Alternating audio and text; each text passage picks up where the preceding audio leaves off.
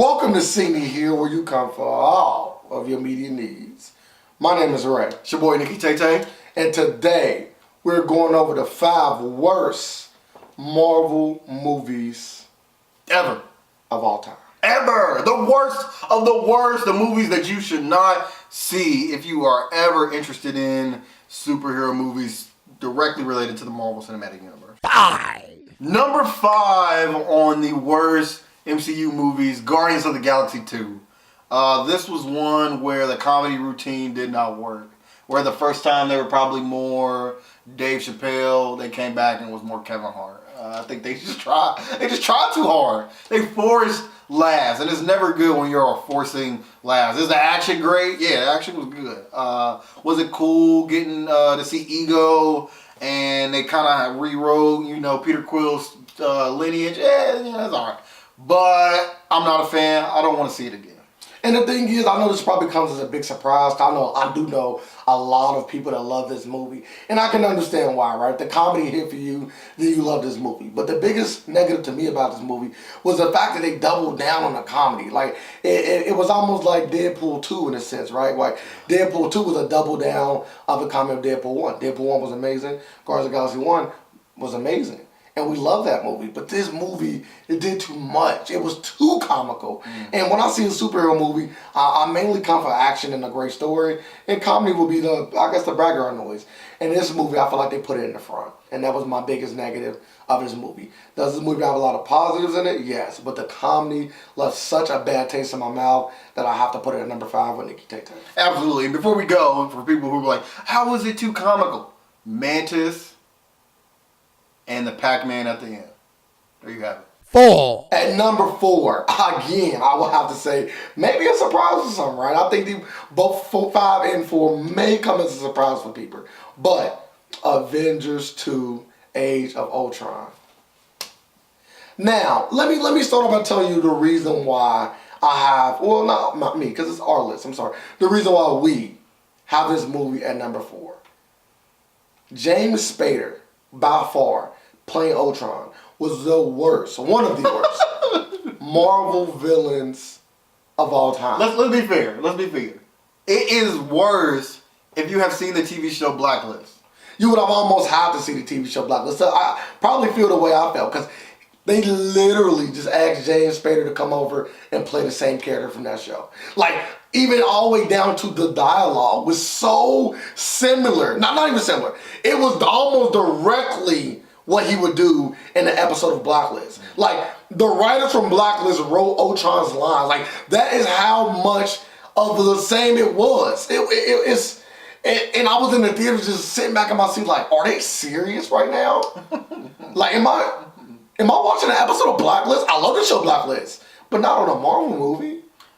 I think for me, the James Spader was comical, but what really killed it for me, pun intended here, is them killing off Quicksilver. I said, oh my God, this is becoming the DCU. I just knew it. I said, you give us Quicksilver and Scarlet Witch, and then you kill Quicksilver? Like, that was supposed to be the tie-in to X-Men. Yeah, he could not run a bullet. The tie-in to X-Men as they began the Fox merger, which wouldn't happen for another few years. But that was supposed to be the initial, like, hey, we are bringing in literal characters from the X-Men into the Avengers movie to tie the universes together, and they literally let it die. So we can never see him again, right? I don't want to, unless in Endgame he is somehow brought back. That would be cool. Bring back all the dead characters. I would be cool with that. 3. Number 3 on the worst of the MCU movies is Thor 1, which sucks because we had 2 good origin stories, even though some people would debate the Hulk. Iron Man 1 was absolutely amazing. Captain America, I saw 4. Captain America was good. And then we got Thor, right? A little lackluster. I think what hurts this movie so much is the lack of a villain. Like, we get the Destroyer. He didn't even talk! He doesn't even talk. So you're like, oh yeah, Loki was in it. Yeah, as a cameo. Like Loki didn't do anything. He pulled strings. Great. To set up the Avengers movie. Great.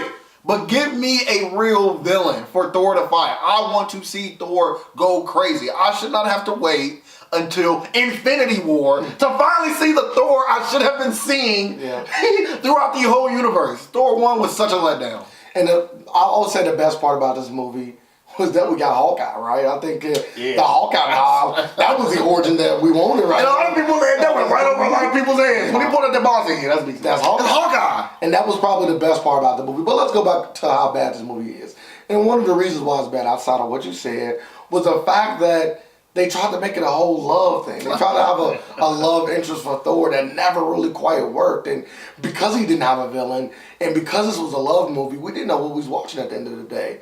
And even the last scene... The Notebook with a hammer. Yeah, like, that's bad. Like, even at the last scene, when he finally fought the quote-unquote villain that didn't speak, it's almost like Parallax and Green Lantern. That's how bad it was. But even that fight was lackluster. Like, this movie entirety, it was lackluster. After he left Asgard, it was no coming back for this movie or for him. Dude! Number 2.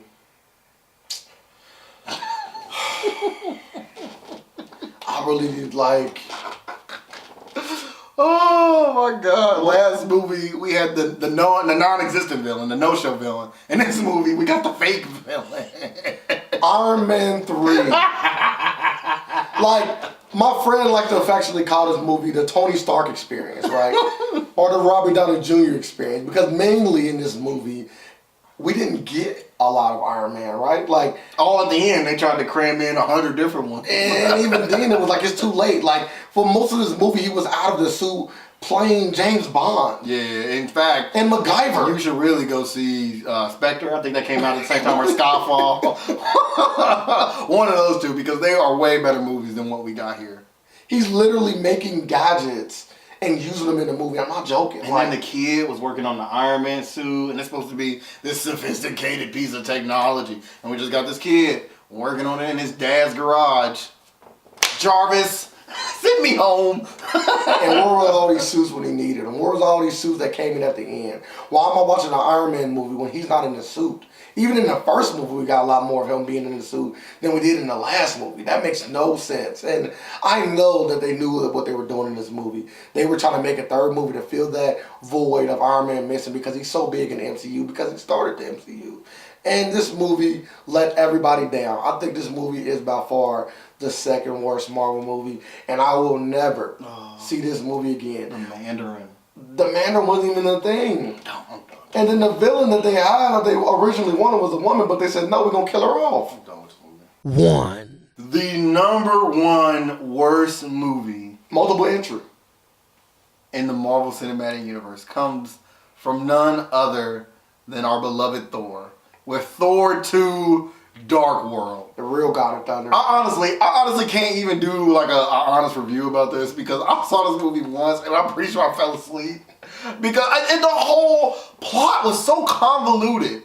I said, you know what? I don't care. Give me action. And I don't even remember the action in this movie, so I probably didn't get any.